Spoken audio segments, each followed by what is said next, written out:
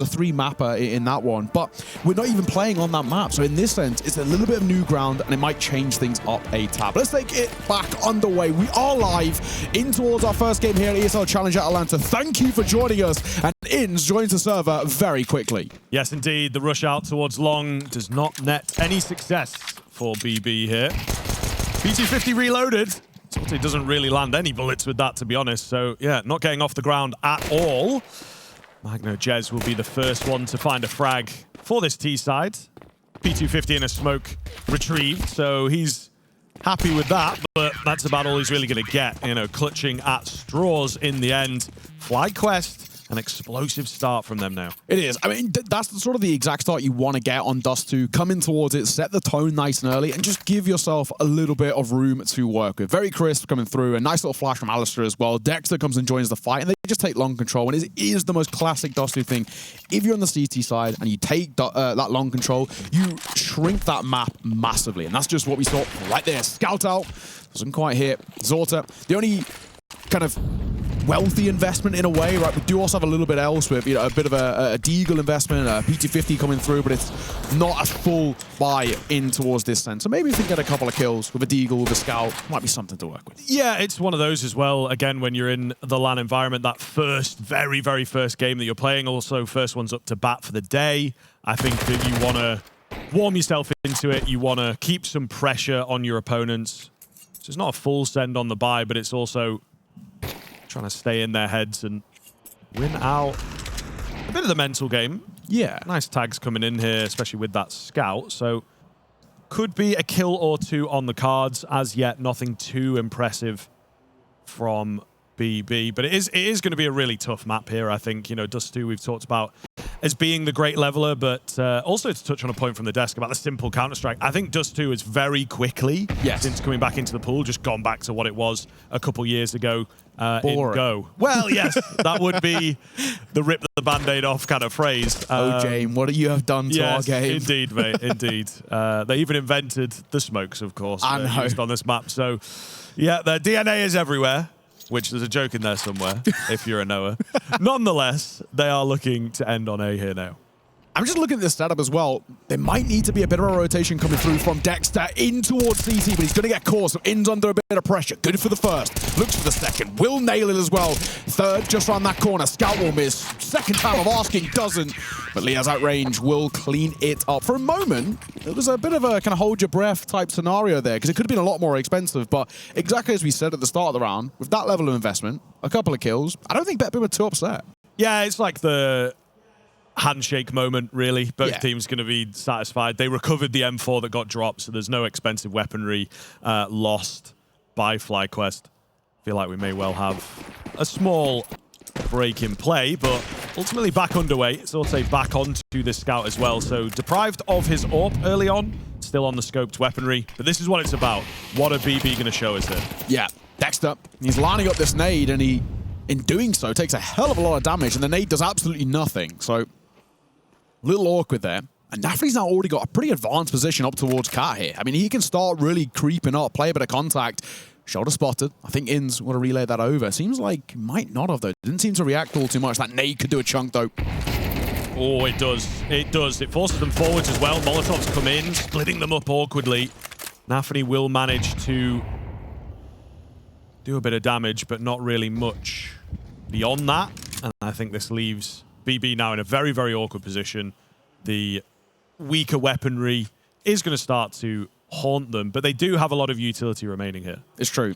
The big thing, right? First gun round for BB, and you know, for them, when you look at it, you want to try and out the gates make sure that this one is settling all the nerves you have coming into a LAN. You kind of your first appearance here in Atlanta, make sure you settle the tone, right? And that's the thing we at the moment aren't.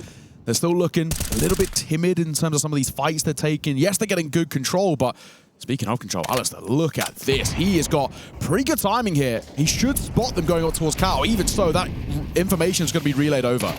Yeah, we'll see. Is he even going to be needed at the end of the day? Oh, the answer is yes. Some crisp frags coming in from BB. This is exactly what we were expecting from them.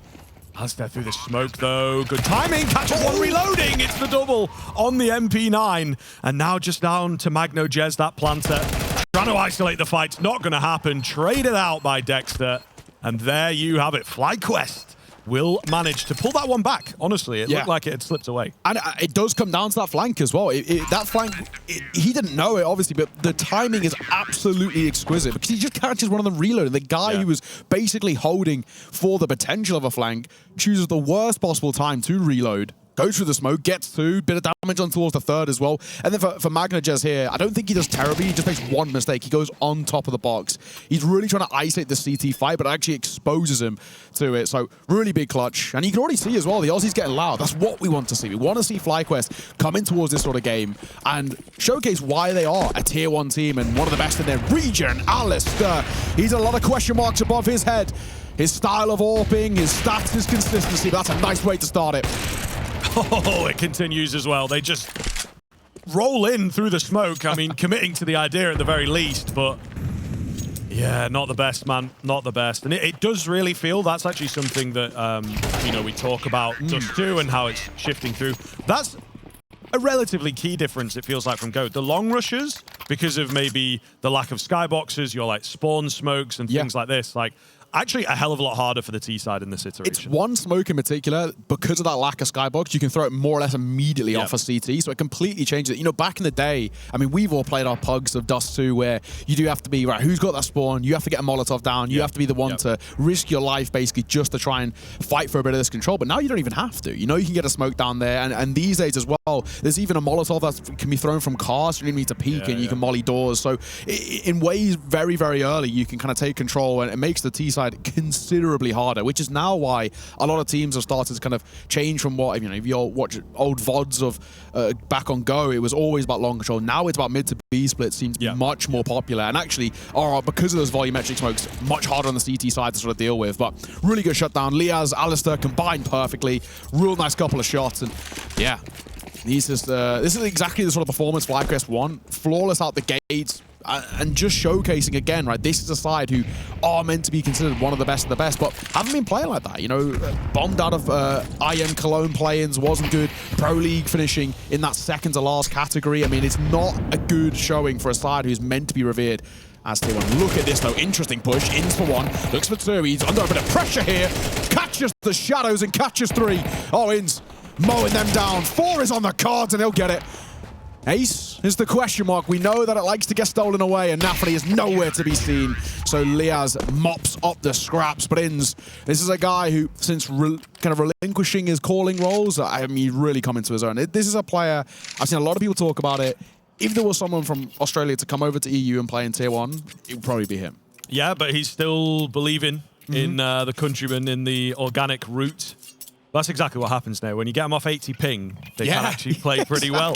So I think that certainly felt crisp, you know, very, very fresh, thanks to the connection, of course, for Ins. But yes, wonderful, wonderful way for him to just, I think, maybe even turn a few heads at the rest of the tournament. You know, got to keep an eye on him. We're hearing about this guy, and there is a flash of what he can do. We'll see if it kind of continues for him. Liaz also not too far behind in terms of performance, so some pretty good individual looks at the moment. Big nade damage, bomb dropped. Not quite able to follow up there, Dexter, but it's good information. Taps out a few more, feels pretty comfortable here. Just got to be careful. There's Zorte cutting off the flank that was to find an even situation now. They lost B. B-side Dust2, one of the hardest sides to retake. Just one stuck in towards doors. Spam is good, but Chiron walking away with the kill. How is he still alive? Gets tagged up again through the doors, but still remains breathing. This is dangerous. Nafany's in behind. I don't like it, man. I don't like it. Nafany's going to go walking through the smoke as well. No one watching for it. Complete disregard. Just really hoping. Ins punishes him for the broken spray down. It's not impossible here, you know. They're both relatively low. Chiron looking like he wants to make a play. They're opting for this crossfire. Ready and waiting is Ins. Chiron's going. Shadow spotted. Still wins the fight. It's a dangerous move, but the risk indeed gets the reward of that first round. That's one of those plays, I think, as a coach, you know, if you lose that fight, it's afterwards, like, what are you doing here? Your shadow betrays you. I'm sure he should know about that as well, but that is Chiron in a nutshell, right? He's always been a little bit wild and wacky in the server, and he loves to take these fights. Heads up Jules, and that time, very, very crisp. I think Zorta does really well in this round. He cuts off a lot of the control that FlyQuest are trying to get, shuts them down very, very early, and actually really limits how much they can rotate and at what pace they can rotate. So I think Zorta, very solid job from him. Next side, this is risky. I don't know if we want to stick around for this. Molotov down, smoke behind it. He's going to be fought here. And Siren walks away with the first. In's in for the Trado with the AWP. God, this is very awkward. They've lost control of B-bomb site is the big thing. I think you kind of just have to give this. They're trying to make a play ahead of time, though. They have indeed sent Ins through, and he snuck in. Ooh. There's a smoke in the way. Frag for Alistair evens up the numbers. No. Ins with a big one. The bomb is yet to commit, and now it can't because the Molotov's there. So there you have it. There you have it. Don't just instantly save, guys. Indeed, try and go for it. MagnoJez is out long. A desperate attempt to regain a frag or some control. He may well have slipped through, but the bomb's on the other side of the map, so this is just all over the place. Yeah, the bomb can't rotate here. You got one in towards doors, now a second coming to join them, and one in towards CT. The bomb has no way, no clear path. I mean, this round is won or lost by MagnoJez. He has to go huge here. I don't really know if he can. I mean, he's starting to make a move up towards short, but clock is ticking here, fellas. We got to go. Speaking of bombs, Zorta head butted, missed shot, round done. No chance now for MagnoJez. 1 versus 3, 30 seconds, has to recover the bomb, and he will just lose his head to Alistair with the USPS. Talk about confidence. He's looking great out the gates, but I mean, Scriv, we've got to talk about that round, though. 5 fights on 5 different fronts, and they just lose most of their aim jewels. It's a very scrappy style of play by the BB side, and it just completely falls apart. I mean, if it works, it's seen as genius, but in that sense, when it fails, we're left just puzzled by it. Well, I mean, it all comes off of that B play from Ints, right? Yeah. Sure, he maybe gets a few parameters that go his way, like a weird smoke to work around, but ultimately, I even had in my sort of autopilot and, you know, the flow chart of how it works, it's like, oh, they've lost the site, 4v3, doors smoked. That's going to be that, you know. And there would be a good number of teams, I think, especially on LAN, especially in your opening game, where you're like, we can't take any risks, don't take any chances, we got to chill, we got to play the game how it's supposed to be played. Yeah. But they go for it in that moment. Maybe it's because they have a lot of rounds. Maybe, again, as we've talked about, as the desk touched on at great length, this is a team that is looking to redefine itself, and they know what they have here. It's just about getting those pieces working. And maybe indeed, maybe they have taken a slightly more run by committee kind of style. That's what that felt like. I think Ince was in a good position. He was like, yo, can I get a flash? Someone says, yep, and then they go for it, right? Whereas, again, maybe in the past, you've got Dexter deciding everything, and as an IGL, as a percentage-based kind of role, he probably would have said, I think it's a save, guys. Yeah, and even a small thing there as well. You know, for Inz, he started on the AWP, gets the first, and then his teammate dies in towards mid. He's like, if I want to give this a go, I've got to go and get his rifle. Doubles back. It's small little plays like that, but really well done. An attack pause and attack pause out for BB, but nothing's really changed. And for Railway, he's desperately trying to kind of rally the troops a little bit. It's not looking good so far. We're out towards long, though. We've got out with all 5 alive, which we'll take. It's a bit of a haphazard buy. 1 Galil, or 2 Galils, a Mac 10, a Tech 9, and then there's also nothing because he wants the AWP in towards the next round. So a lot of reliance on these Galils, and hence why even then they swap it over. So Siren, he's taking a lot of damage. He's right. There's no point. I'm basically dead already. They've got the long control grouped up. It's really tough to kind of decide what they want to do with this, I think. They have that one smoke. As soon as it goes down, they have to commit. So they're cooking. Are we run boosting here? They're having a cook. Oh, yeah. Oh, okay, that looked a little dodgy. No one on the other side of it. Doesn't really result in very much, but we see the CT side wake up. 2-piece for Liaz, backed up here. Looking very, very good indeed. Maybe something for Nafany in towards mid. It's a double swing, though. It's beautiful. It's beautiful right here from FlyQuest, even on a low buy round. Yep, and Zorta, Max 10, no bomb. I mean, he might actually just save just for a small thing of, like, you know, the KD, right? But it's a Mac 10 at the end of the day. There will be some level of buy to come through for BB just off the base of loss bonus, but this is unfortunately where my issues have arisen with BB and why, for me, you know, we did our little kind of predictions before, and I mean, I have them getting grouped, right? Yeah. I don't have faith in this BB side. I mean, I've caught them too many times to sort of feel like I know at the moment, where it feels like for FlyQuest, at least at the moment, it just feels like there's an extra level to them. You know, even though there's only kind of 5 rankings different, for example, between these two sides, it feels like there's a world of difference in the server itself. I mean, even though FlyQuest performances at Cologne, for example, weren't great, and just recently in general, I still feel like they've got just something else. I mean, Pro League wasn't fantastic either for them, but they just got something else under their belt, which for me, for BB, I've just not seen for a while, right? This is a side that had a lot on paper that looked great. It was like a young CIS core that might have the potential to really upset teams like, you know, Aurora and kind of take that crown from them, but doesn't seem to be the case. Liaz going for 3.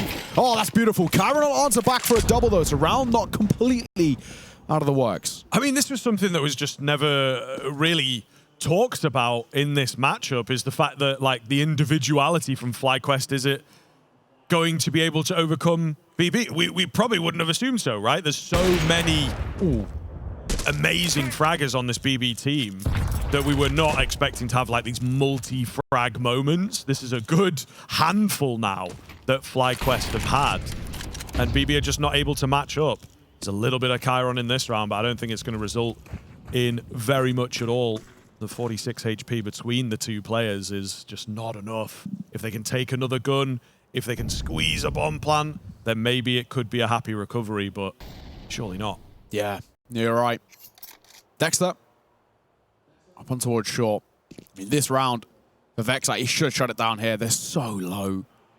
Any peek out, and he should actually catch both. Oh, he's turning around, though. way. Don't turn around. This could be the worst timing. He dropped on towards the site. Alistair going to get one, and now he shoots for Kyron, so should be a dead man walking, and is 8-1. My God, what a showing we're getting from FlyQuest. They are kickstarting Atlanta at a rapid pace, and the vibes look far from adequate in that BB side right now. This is a tough, tough time. And speaking of someone who's probably got a pretty easy time, Hercast. Coach over towards FlyQuest, it doesn't really have to change anything. And, you know, going back to something they spoke about on the desk a bit, and I think, you know, Alan was spot on with this. He was talking about how it does feel for FlyQuest that they need just that true hero rifle in that team. Maybe if In's not doing it as much and Dexter shouldn't be the one doing it, then they do sometimes lack firepower, and especially against the top tier 1 teams, it's very evident. But here, we've got, you know, when Vexite's having his moments, Inda's having a moment, but it's Liaz. Liaz looks great. 12-3 out the gate. He's not normally somebody that we look towards to put up serious numbers. More of a supporting element, more of somebody to kind of help out the pack. But yeah, at the moment, he's looking fantastic. Long control has been really good from him. He's always good for a couple, in all fairness, and super solid to see. So, really good stuff. And as we were talking about earlier, Alistair will drop that long smoke thrown from CT spawn. Oh, misses. Bit of a half buy here for BB. A Khalil on AK, and a hope and a dream as well. I don't know, this one's going to get off the ground. Yeah, it's going a bit crazy. Dexter's on the AWP. It's going a bit crazy out here. So we'll see whether he gets any kills with it, I suppose. We'll check back in. Straight up towards short from BB, not really wasting any time to try and get this control. I think maybe this is part of the mission directive into this round. Just pick the pace up a little, go for one of these classic CIS bursts. Alistair makes it work for one. Tech9 nets a frag for Dexter. The AWP still has yet to see action. All the same, looking good for the CT side, but maybe I speak too soon. Kyron with the control has created the space for the bomb to go down. Still not got the numbers, but they'll be happy with where this is at so far. They're still in the running, still have an opportunity to steal away a key round, and keep your eyes on this AK. Before I even get the words out, he's a goner. It's all going to be down to Nafany. The IGL does get overlooked, a little bit strange, but all the same, they know where he's at now. 1 versus 3, utility raining on in. They should be able to get the tap on the bomb. It's planted so well for him. He knows there's no one around here. Takes another one with him. He just needs to get a player off the bomb. Not going to happen. Alistair seals the deal. And up to 9 now for the Aussies. When will it end? Yeah, honestly, this is a absolutely stunning showing to kickstart things. And not, you know, for the most part, not really having to break too much of a sweat. That's the first round we can really talk about where it actually feels like it was semi-competitive. At least it had an opportunity for BB to take around a second on the border and maybe kickstart a bit of momentum tail end of this half. But once again, retake good. And I think a lot of that comes down to the lack of firepower. They were wielding an AK double deagle at the end there. Try and make that one work. Zorta, what's the reaction times like? He's given up this suicide control, and Alistair is in the open here. He doesn't realize it just yet, but he might get betrayed by a scope in just a second. Yeah, and there we go. Zorta peeks out and takes a freebie. It's kind of fair. I think it's a bit unfortunate there for Alistair in terms of the read. They've not really played anyone down in the alley like at all on the BB side, and then the one round he decides to play off of that, they do. So semi-unfortunate in terms of the thought process. Minute and 15 on the clock here. These are usually the situations, by the way, for a T side on Dust2 that they end up winning most of the time. Early pickup, full run of the action. So they kind of know that on the FlyQuest side. Vexite sent through a smoke, gets the upper tunnel's information, should be able to send Dexter to go and bolster somewhere else. Looks like it'll be middle. That is indeed a good call, but I think this one is going to end up being an A split. I think you're right. Bit of presence now being shown out towards short and via long, so that definitely looks like where they want to go. Liaz, we first contact, flash at the angle though, so that's going to rein him back in for a second. He'll just drop down. He knows it's probably not worth it for the moment. Smoke dropped, flash behind it as well, but it's his fight from Magnagez. Crunching down on this A control. Liaz and Inns, what a piece. Oh, a lot of trouble. And Inns 180ing as well. Brilliant work. And the P250 pulled out. Nade doesn't quite connect either. Inns will get caught, but a really nice shutdown. Once again, double digits in the first half, Scriv. This is a massacre. And unfortunately, BetBoom still haven't fixed what feels like any of their problems at the moment. Dog, this is legit. This is some serious outgunning going on right now. That is around, like I had set up, they just should not be winning. Those 5v4 conversions for T-sides are so effective on this map, and they had everything going for them, but just, yeah, outgunned. Absolutely incredible stuff to see from FlyQuest.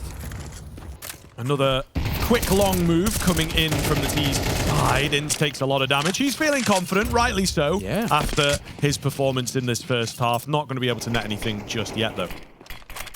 Smoke down towards DT. A little smoke on the site as well for Inns to try and play around. He'll start breaking open a little gap. Liaz good for one. Neil onto back as well, and Inns is going to reclaim that space, and so expertly done. And he doesn't overfight either. He just dips away off the back of that first kill and knows that keeping the numbers alive and keeping the advantage in the situation is everything. Yes, absolutely. Sorte, nice find from him, brings it down to the 3v3. The flash is pretty effective.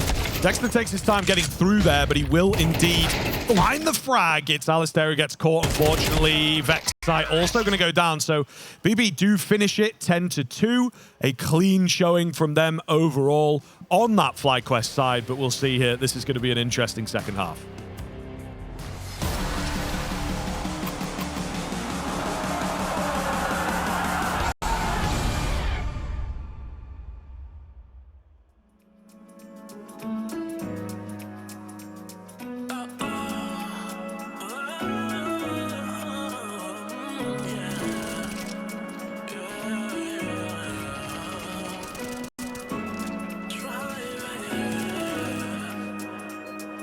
Driving down the boulevard, I see you.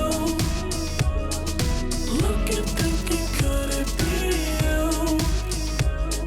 Shopping sprees all on my car. If you let me, I would give it all to you.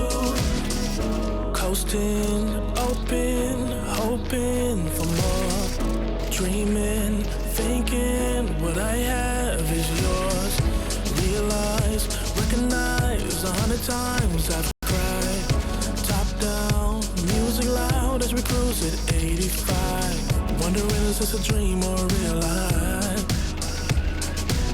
A fantasy is what this feel like. 10 toes down for my baby. This life be driving me crazy. Your friends talk down, it don't faze me. Leaving you alone, well that ain't me. Driving down the boulevard, I see you. Looking, thinking, could it be you?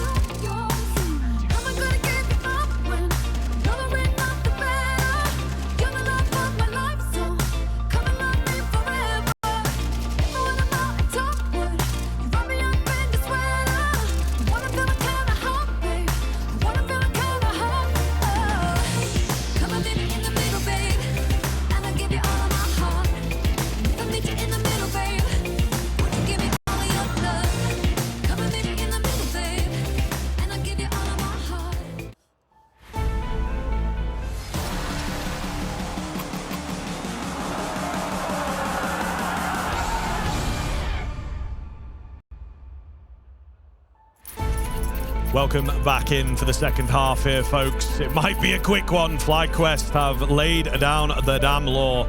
Double digits for them already.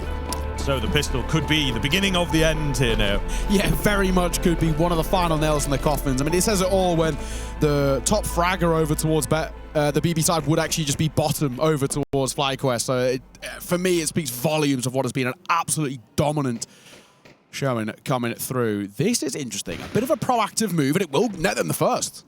Yeah, it could be dangerous. I don't think they're going to expect this many is the problem now. Magnojez in particular on the Julie's looking really, really good. Drops a couple. It's a lovely crunch, and BB clearly know what FlyQuest like to go for. There's quite a common kind of move there. Let's crunch a little bit, or even let's send two through the upper tunnels.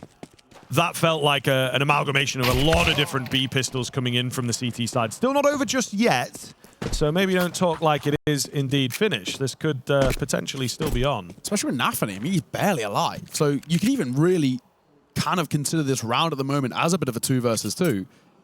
Might be a little bit something behind this. And a flash and a molly to work with as well with a decent amount of util. There might be something still on the cards here. Very possible.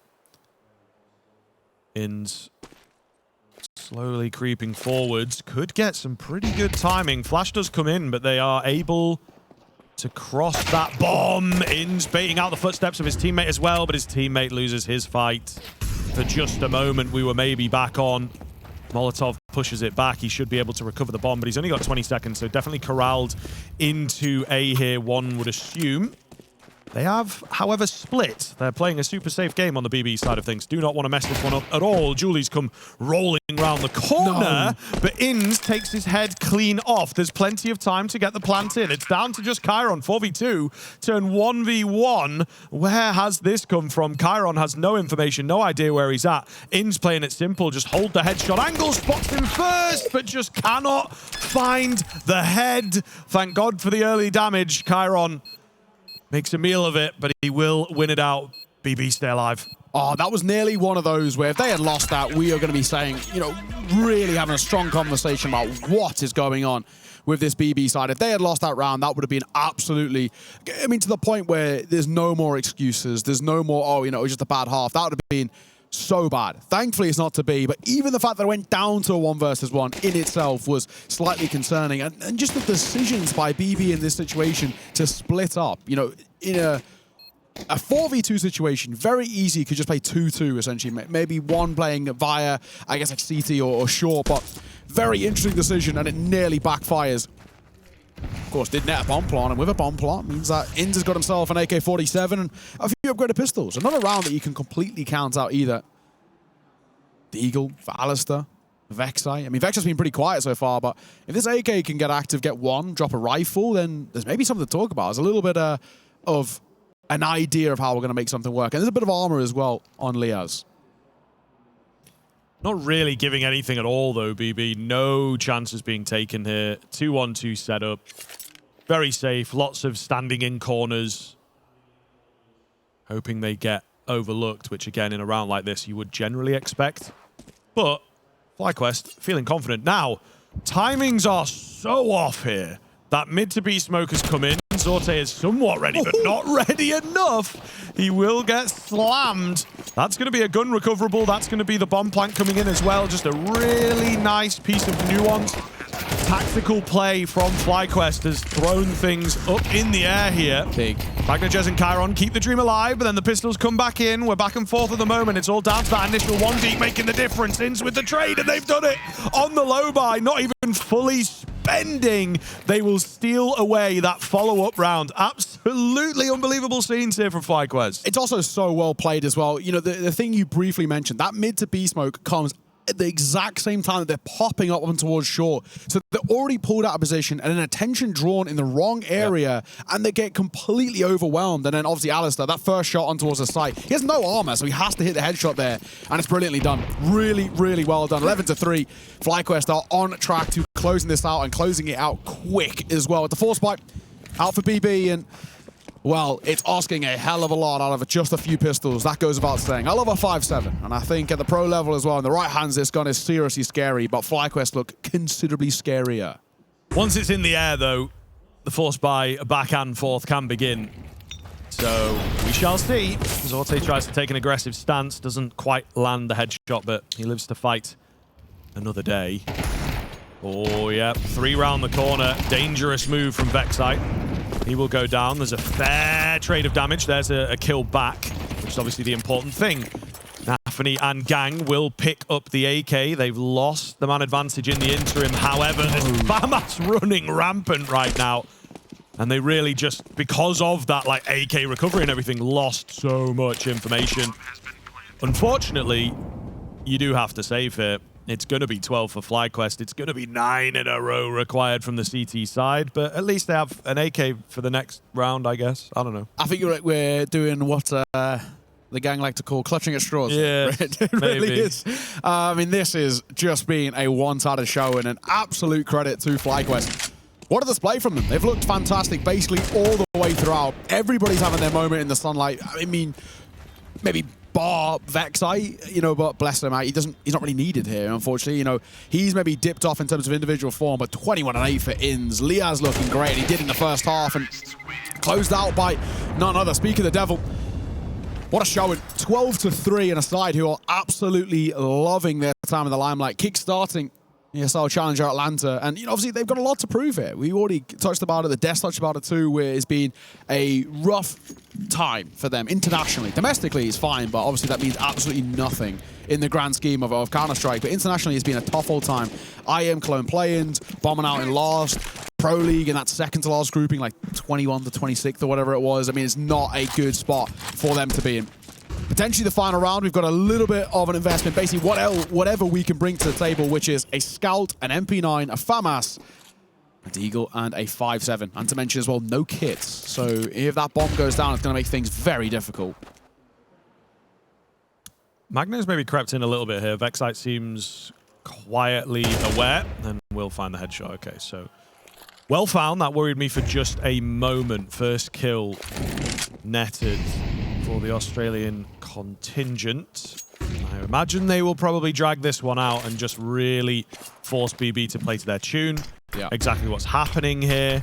All 4 of the CTs are gambling on A, and I don't know that the bomb is necessarily going to end up there, to be honest with you. I think maybe eventually, but it's not going to be like the quickest run in the world. And now BB are doubting themselves. So yeah, they're just firmly in their heads there. Nafany's made the complete wrong call. They pop flash in, 2 swing. They don't see anything bar in, so they just assume as a lurker. They don't realize he's actually starting the attack, starting the execute. Good for the first. Oh, and nails him with a spray control to see it off. Even he's celebrating. He's normally quite stoic.